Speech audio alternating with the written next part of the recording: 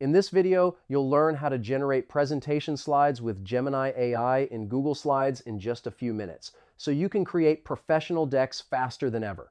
First, open your browser and go to slides.google.com. Sign in with your Google account, then click Blank or Create New Presentation to start a fresh deck where Gemini AI will help you design the slides.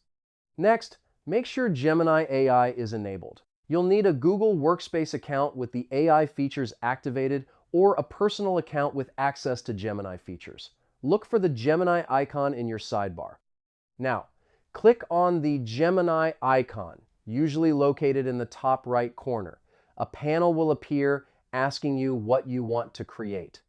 Type a clear prompt like "Create a presentation about digital marketing trends in 2026. After that, Gemini AI will generate a full draft of slides based on your prompt. The AI creates titles, bullet points, suggested visuals, and even speaker notes, giving you a powerful starting point for your presentation. Once your slides are generated, customize them, edit the text, change layouts, add images, and adjust colors to match your brand.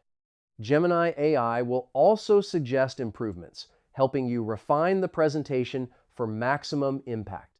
And that's it. Your presentation is now created with Gemini AI in Google Slides, polished and ready to deliver.